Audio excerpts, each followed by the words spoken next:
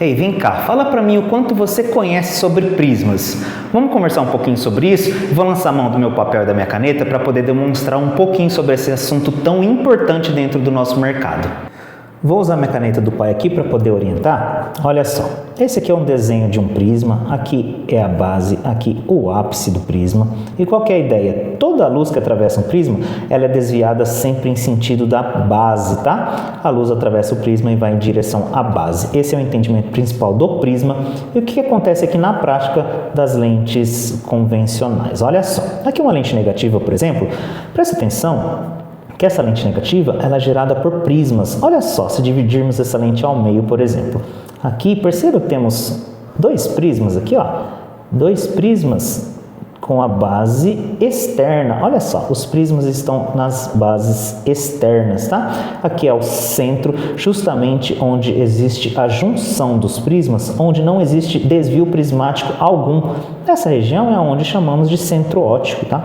Obviamente o centro óptico está na junção entre os prismas, porque aqui não existe distorção, aqui não existe diferença de desvio de luz, tá? Centro óptico perfeito. Assim acontece também com uma lente positiva.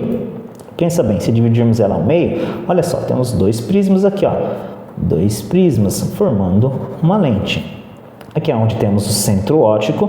A diferença é que aqui a base está interna. Então aqui são prismas de base externa e aqui são prismas de base interna. A junção do prisma é onde é formado o centro óptico, onde não existe desvio de luz por efeito prismático.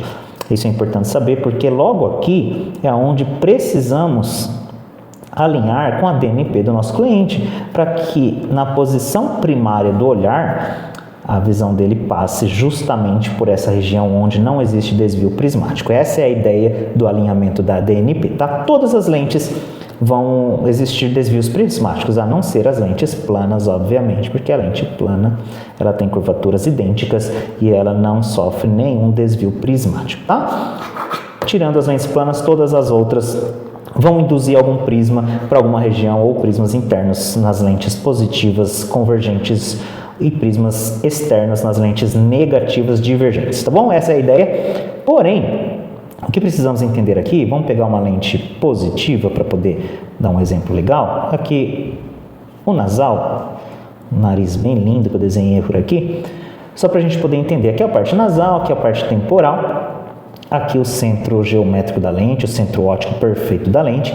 Quando nós induzimos uma DNP diferente, por exemplo, quando precisamos estourar a DNP, o que é estourar? É jogar a DNP mais para a temporal. Quando nós precisamos movimentar essa DNP, ou por conta do tamanho do bloco, enfim, por conta da espessura, você sabe aí dentro da sua ótica o que acontece? A visão do nosso cliente está passando por uma região onde está gerando um certo prisma, nós estamos fora do centro óptico perfeito, tá? Aqui nós estamos deslocados, então, o centro óptico para a parte temporal. Nós geramos aqui para esse cliente um desvio prismático externo, porque o prisma, apesar de ser um prisma de base interna aqui numa lente positiva, esse prisma ele foi gerado para a parte externa em relação à DNP do nosso cliente, tá? Perceba que ele está mais para a parte externa, a parte temporal. Então aqui nós geramos, por exemplo, 3 milímetros de prisma na parte temporal para a parte externa. O que isso acontece? O desvio, lembra que o desvio da luz ele vai sempre para a base? Então aqui nós estamos desviando a luz para a base, para a região para fora dos nossos olhos. É uma região que os nossos olhos, para poder compensar, vai ter que fazer um movimento de divergência, tá?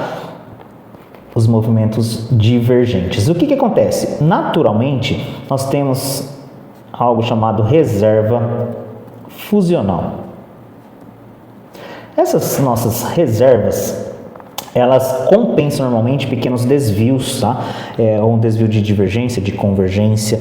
Essa reserva, ela por conta da plasticidade do nosso sistema, ela consegue compensar esses desvios sem perda importante, sem sofrimento maior. Porém, as nossas reservas para divergência são extremamente pequenas, são mínimas.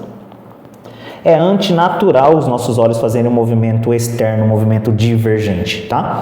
É antinatural.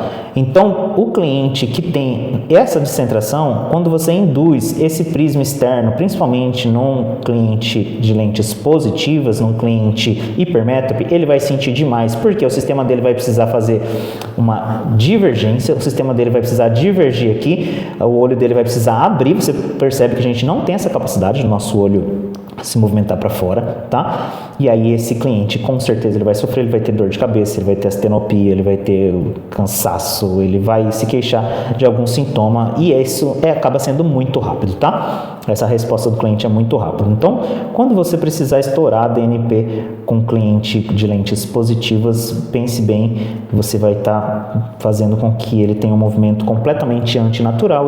E não é o que acontece, por exemplo, quando a gente induz essa diferença para um cliente da lente negativa, para um cliente míope. Por quê? Vamos pensar assim, parte nasal está aqui, parte temporal aqui. Se nós estourarmos a DNP para um cliente míope, uma lente negativa, vamos pensar que nós jogamos o centro para a parte externa, certo? O centro está se movimentando para a parte temporal. Olha só, nós trouxemos a parte nasal, a base da lente, para mais próximo. Nós geramos aqui um prisma de base interna, que é o contrário aqui das lentes positivas, um prisma de base interna. Quando geramos uma lente de prisma de base interna, o desvio, obviamente, vai ser em direção à base. O nosso olho, o nosso sistema, para poder acompanhar, ele precisa fazer um movimento de convergência. Ele vai precisar fazer um movimento de convergência, ele vai precisar entrar em direção à parte nasal. Esse movimento já é natural, a gente já faz esse movimento de convergência quando precisa acomodar para a visão de perto, por exemplo.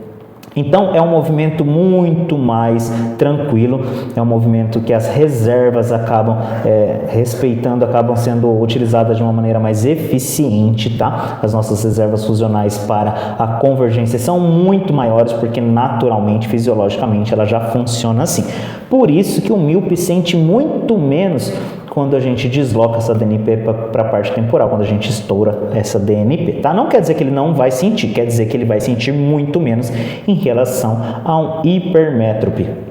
Essa é a relação dos prismas para a questão da DNP, para a influência que a gente indica, que a gente induz relacionada à DNP. Tá? O conhecimento de prisma é base, o conhecimento de prisma é o que norteia toda essa questão de descentração e de movimento aqui relacionado a medidas DNP e altura principalmente. Bom, no próximo vídeo eu vou falar um pouquinho mais sobre os cálculos, como que a gente interpreta tudo isso, como a gente calcula todas essas diferenças, tá? Até lá!